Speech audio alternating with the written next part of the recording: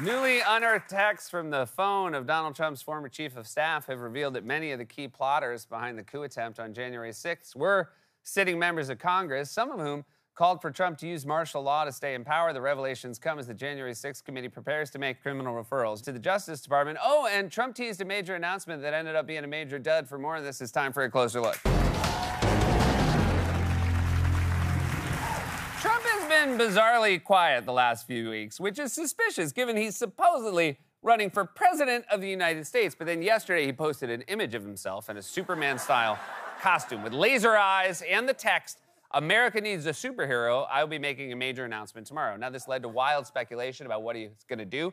Maybe it had something to do with his presidential bid or the mounting legal woes he's facing, or maybe he was about to unveil a chintzy knockoff superhero doll your grandmother would buy at a dollar store for Christmas. "But Grandma, I wanted Deadpool." "This is even better. It's Brain Deadpool." "The guy at the store told me it was just as good." But when Trump finally posted his major announcement today, it turned out to be so much more pathetic than anyone could have possibly imagined. Hello, everyone. This is Donald Trump. Hopefully your favorite president of all time, better than Lincoln, better than Washington, with an important announcement to make. I'm doing my first official Donald J. Trump NFT collection right here and right now. They're called Trump Digital Trading Cards. These cards feature some of the really incredible artwork pertaining to my life and my career. It's been very exciting. That is very exciting. I bet Lincoln's super jealous he didn't think of that. But real quick, which part of your life and your career is Sunglass Astronaut? Because I feel like I would have remembered that. Also, gotta love the timing of a former president launching his NFT line the same week a crypto scammer gets arrested. "They got SBF. Looks like there's an opening available then." I'm also certain Trump didn't look at the copy of his script until the cameras were rolling, as evidenced by this line reading. Each card comes with an automatic chance to win amazing prizes like dinner with me. I don't know if that's an amazing prize, but it's what we have. It's what we have, you know. Is it the best prize? It's not, but you know, it's Christmas, and on Christmas, isn't what we have enough, you know?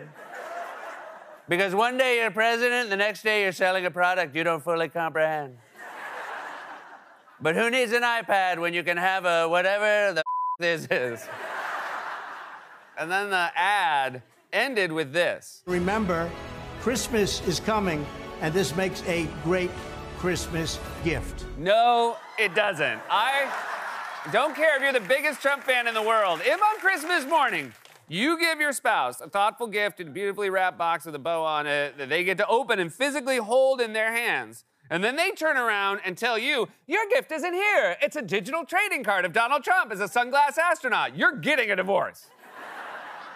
This proves once again that for anyone involved in the attempted coup on January 6th, things will not end well. In Trump's case, he's now such a pariah, he's hawking scam digital trading cards on a social media site no one's heard of. Others may face jail time or lawsuits or lose their elections or possibly their law licenses, like in the case of former Trump attorney Rudy Giuliani. Today, a disciplinary panel for the D.C. Bar Association found that Rudy had broken attorney rules in trying to overthrow the election. If the entire board agrees, that means Rudy could be disbarred. Rudy already had to sit through a disciplinary hearing earlier this month, which was held virtually. And at one point in the hearing, he admitted to a weird wardrobe malfunction when he thought the camera was off. Now, heads up, the video quality is not great, but it's still definitely worth watching.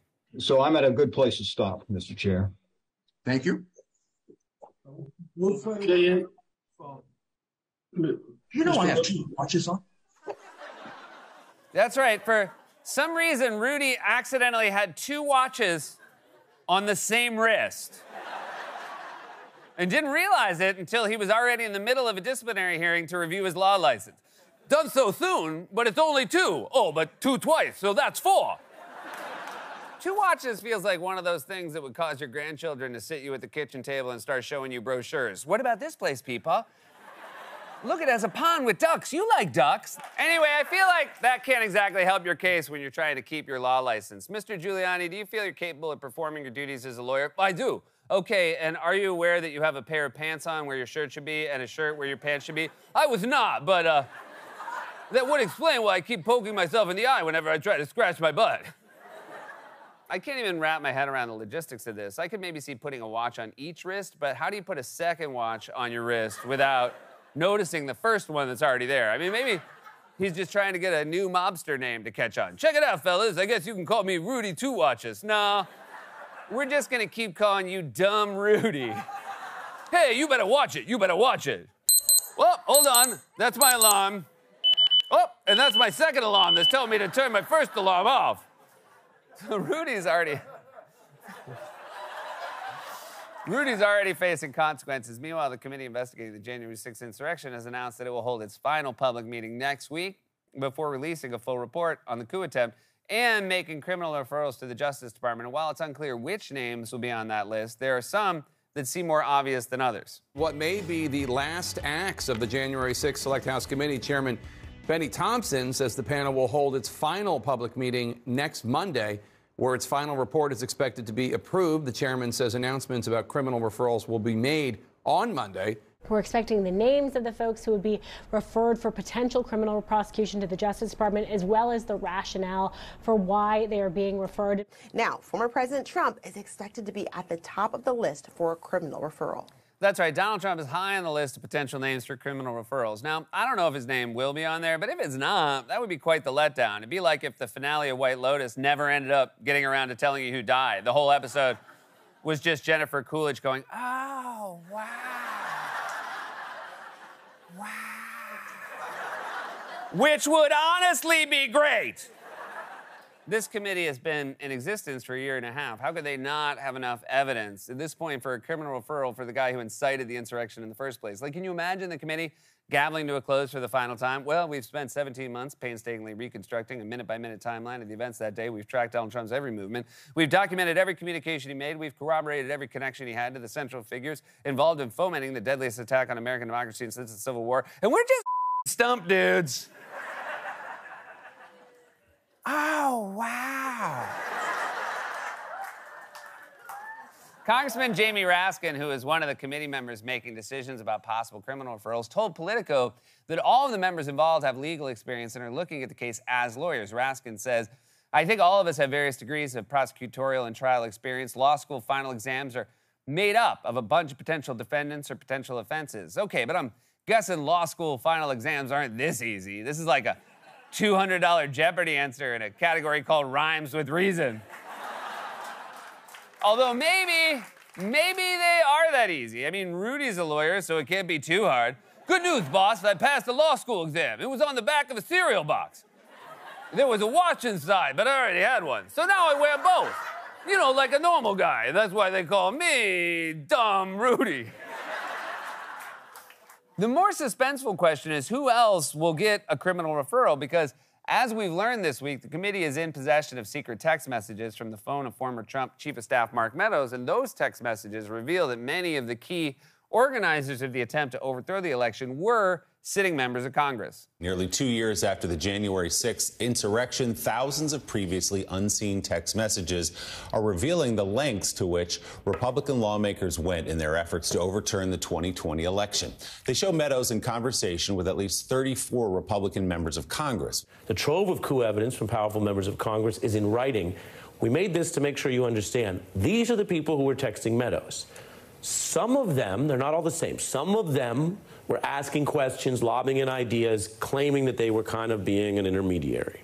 Others, many of them, and we have the receipts, were actively cheering on, demanding, or supporting an illegal coup. So 34 Republican members of Congress were texting Trump's chief of staff to help plan a coup. Did none of them think they'd get caught? I don't text anyone that freely unless it's my weed dealer, who for some reason I trust with my name, address, and phone number, and to whom I feel perfectly comfortable texting things like, hey man, thanks for the stuff. And then he feels perfectly free to text back, you can stop texting me, weed's legal now. There's a weed store on your block, I just dropped off an application.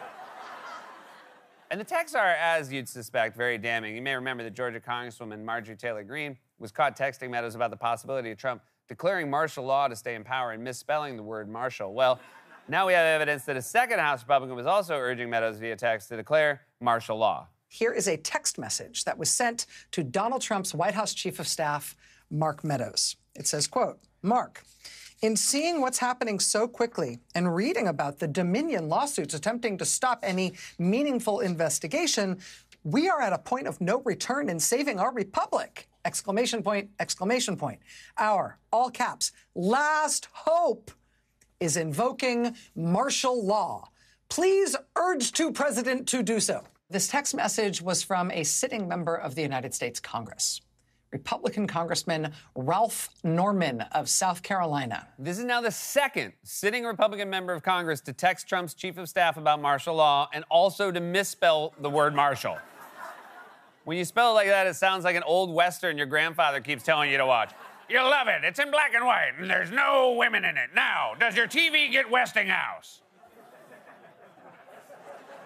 If nothing else, watching these people debase themselves is yet another reminder you cannot slink away from Trump's movement with your dignity intact. Whether it's embarrassing texts, scam NFTs, or accidentally wearing 2 watches, if you served Donald Trump or tried to help him overthrow the government, you will end up humiliating. It may not be as satisfying as seeing all of his accomplices go to jail, but it's what we have. This has been a closer look.